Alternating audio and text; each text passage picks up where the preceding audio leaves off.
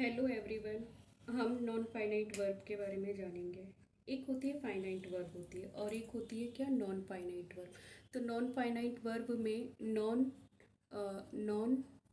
Finite verb non finite verb में कितने members होते हैं? 3 मेंबर्स होते हैं। ठीक है, जैसे कि इन्फिनेटिव, एक होता है जेरंट और एक होता है प्रेजेंट पार्टिसिपल या participle, past participle, present participle. तो हम लिखेंगे पार्टिसिपल। ठीक है, इसमें प्रेजेंट पार्टिसिपल, पास्ट पार्टिसिपल होते हैं। तो देखिए, अब हमें इसमें चीज़ एक समझनी है कि ये जो इन्फिनेटिव है ये क्या होता है, जेरेंट क्या होता है, पार्टिसिपल क्या होते हैं।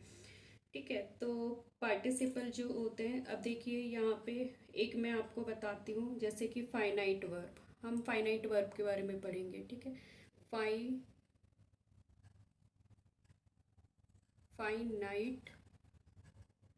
Finite finite verb. Finite verb में जैसे कि she is writing, she is writing a letter. ये क्या है? सब्जेक्ट है। ये हेल्पिंग वर्ब है, ये मेन वर्ब है। ठीक है, तो ये मेन वर्ब आ गया। ठीक है, she is writing a letter, main verb आ गई। तो अब हमारे पास यहाँ पे अगर हम ऐसे लिखते हैं, वॉकिंग इज गुड। यहाँ पे भी वर्ब में आईएनजी लगा हुआ है, यहाँ पे भी वर्ब में आईएनजी लगा हुआ है। ये एज अ सब्जेक्ट यूज हुआ है, वर्ब के साथ आईएनजी लगा है, तो ये क्या हो जाएगा? जेरंड कहलाएगा। ठीक है, जब भी वर्ब के साथ आईएनजी लगा होता है तो उसको हम क्या बोलते हैं? जेरंड बोलते हैं। ठीक है, verb ing is used as a subject or an object in a sentence is called gerund. ठीक है, verb ing जब भी सेंटेंस में verb ing यूज होगा as a subject is called gerund. आपको ये समझ आ गया? मैं इसको इरेजर करती हूँ, मैं आपको बताती हूँ।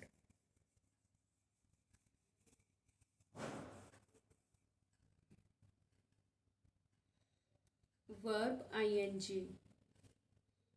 is used as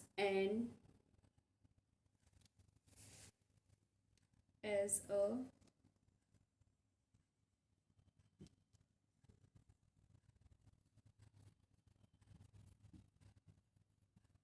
subject or an object।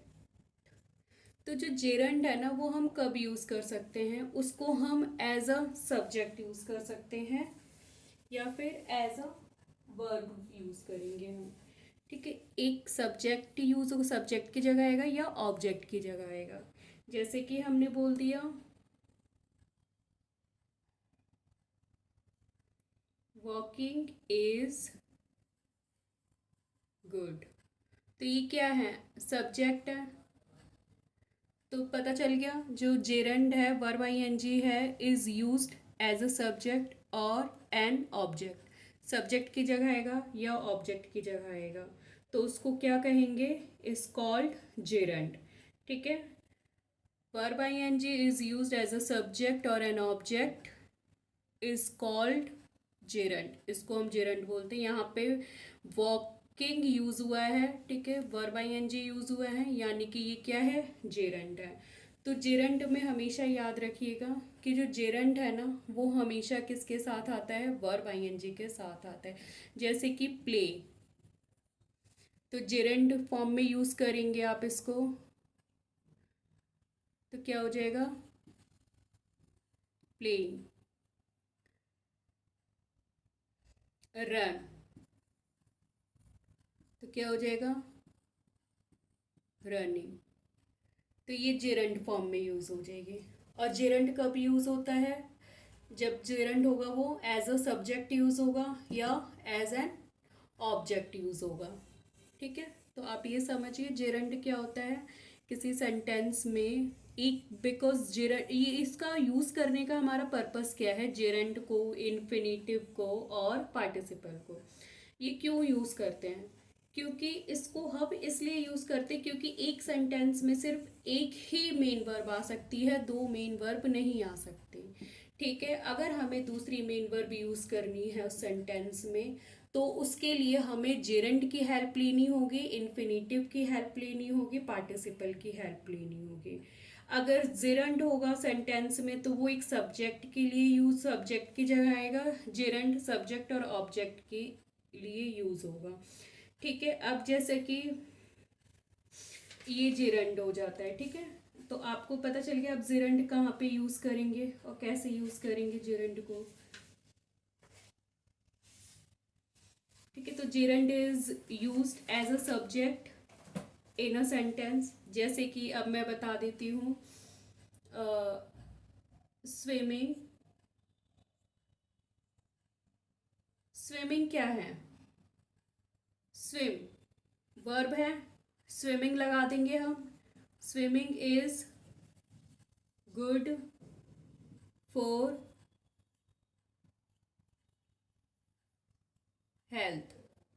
अब देखिए स्विमिंग जो है ये सब्जेक्ट है, सब्जेक्ट की जगह यूज हुआ।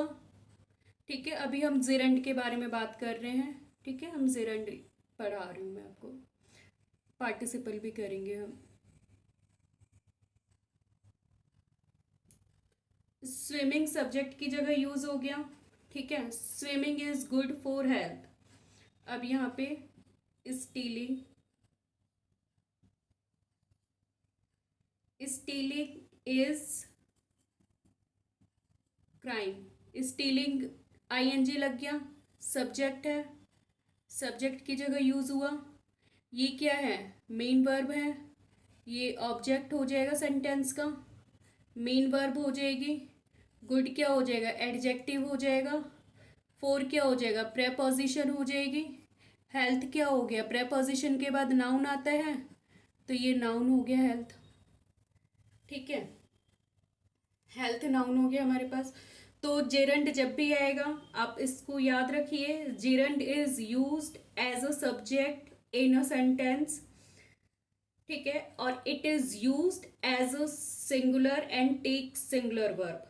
आप ये भी याद रखिएगा जो जेरंड है वो कैसे यूज होता है, जेरंड जो होता है ऑलवेज सिंगुलर होता है। ठीक है, जैसे कि हम दे होता है तो दे के साथ कौन सी वर्ब आती है, प्लूरल वर्ब आती है। लेकिन जेरंड होगा तो कैसे यूज होगा, फर्स्ट पॉइंट आप नोट करिए हमारा, जैसे कि gerund is used as a subject, subject, subject की तरह यूज होगा इन अ सेंटेंस। और सेकंड पॉइंट ये है, it is used as singular and take singular verb.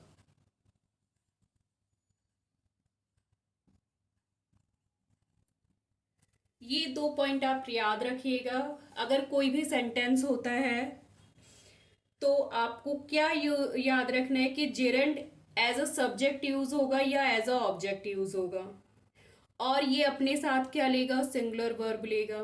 ठीक है, सिंगुलर वर्ब लेगा अपने साथ, इसके साथ सिंगुलर वर्ब यूज होती है, जैसे कि walking, is good for health.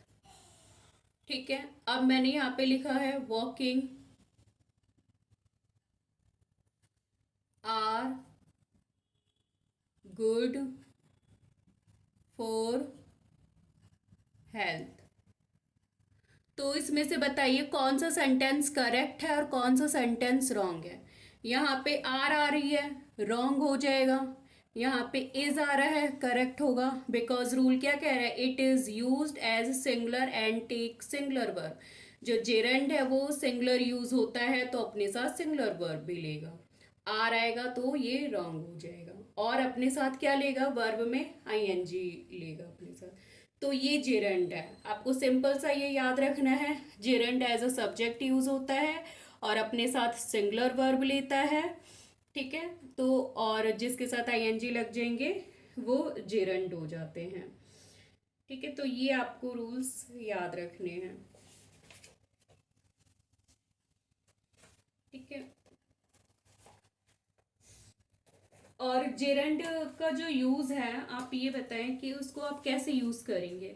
जैसे हमारे पास कुछ वर्ब्स होती हैं जिनके साथ हम जेरेंड यूज करते हैं, कुछ फॉर्म्स ऐसी होती हैं जो अपने साथ जेरेंड लेती हैं। ठीक है, जैसे कि कुछ वर्ब्स, जैसे कि मैं कुछ वर्ब्स आपको नोट करवा दूंगी, जैसे कि एडमिट। नो, नजर आ रहा है, मैं ये इरेजर कर दूँ। ठीक है, अब आपको पता चल जाना चाहिए कि जेरेंट हम क्यों यूज कर रहे हैं जेरेंट, क्योंकि एक सेंटेंस में दो मेन वर्ब नहीं होती हैं, एक ही मेन वर्ब होती है, इसलिए हम एज अ सब्जेक्ट यूज करते हैं जेरेंट और अपने साथ सिंगुलर वर्ब लेती हैं। आपको ये समझ आ जाना चाहिए।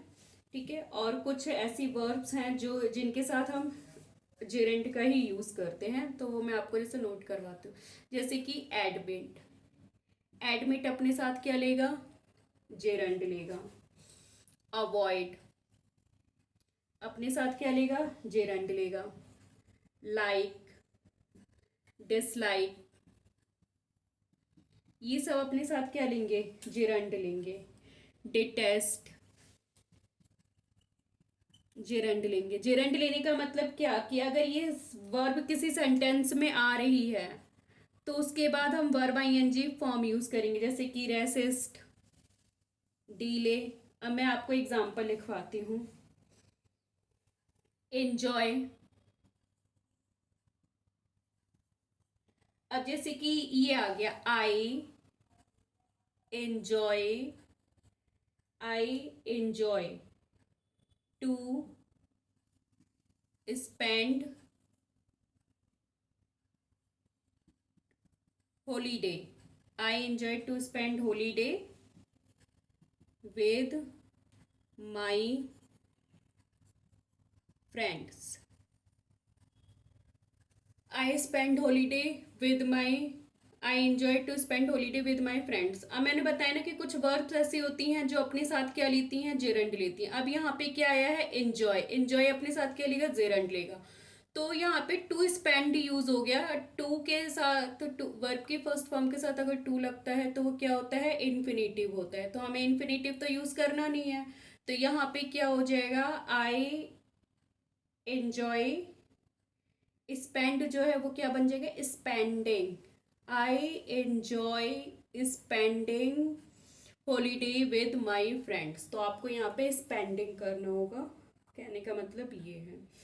ठीक है, तो जेरेंट में हमारा ये था, और इनकी और सारी भी वर्ब हैं, मैं आपको नोट करवा देती हूँ, या फिर आप और जेरेंट फॉर्म में जो वर्ब्स यूज़ होती हैं, जैसे कि इंजॉय हो गया, बहुत सारी वर्ब्स हैं, ये आपको समझना होगा कि हमें कैसे यूज़ करना है। इंजॉय, पोस्टपोन, ये आपको हेल्प करेगी एग्ज़ाम में। पोस्टपोन हो गया, स्टॉप हो गया, start, defer, prefer, finish, risk, escape,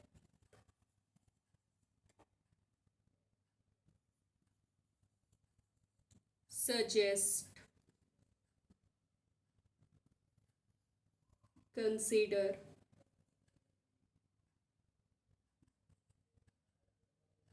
practice।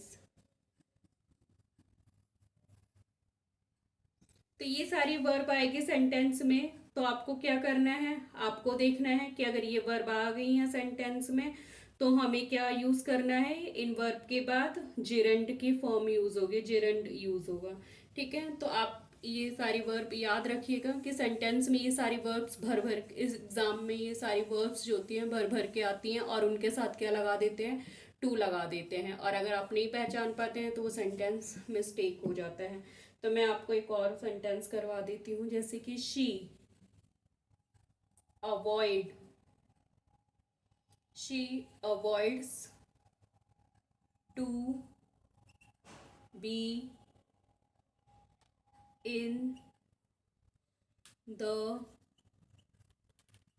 company. She avoids to be in the company of these people. She avoids to be in the company of these people. ठीक है, तो avoids के बाद मैंने क्या बताया था, क्या आता है अवॉइड्स के बाद। अब देखिए अवॉइड हमारी शी सिंगुलर है, अवॉइड सिंगुलर वर्ब आ गई। तो यहाँ पे मेन वर्ब आ चुकी है। अब हम जो भी वर्ब होगी हम जेरंड यूज करेंगे, इन्फिनेटिव यूज करेंगे, लेकिन अवॉइड्स है, अवॉइड्स के बाद मैंने बोला कि टू इन्फिनेटिव नहीं आएगा। अवॉइड्स के बाद यहाँ पे क्या हो जाएगा, हम यहाँ पे यूज करेंगे बीइंग, क्योंकि अवॉइड्स जो है अपने साथ जेरंड लेती हैं। तो कुछ वर्ब्स जो हैं वो अपने साथ क्या लेती हैं, जेरंड लेती हैं। तो आपको वो सारी वर्ब याद कर लेनी है कि अगर ये आ रही हैं सेंटेंस में तो इनके साथ जेरंड लगेगा। ठीक है, तो ये अपने साथ जेरंड लेंगे, तो अवॉइड्स के साथ यहाँ पे बीइंग हो जाएगा। तो ये सेंटेंस बनेगा she avoids being in the company of these people. तो ये हमारा करेक्ट है, ये हमारा रॉन्ग होगा, यहाँ पे बीइंग आएगा। ठीक है, तो ये जेरंड था। मैं और भी इसकी करवाऊंगी। आज मैंने जेरंड करवाया है, फिर मैं आपको इन्फिनेटिव के बारे में भी बताऊंगी और अभी जेरंड के बारे में और भी रूल्स हैं। तो मैं आपको पार्ट वाइज लेकर आऊँगी। ये हमारा फर्स्ट पार्ट था, सेकंड पार्ट हम करेंगे। थैंक यू, अगर आपको समझ आया हो तो।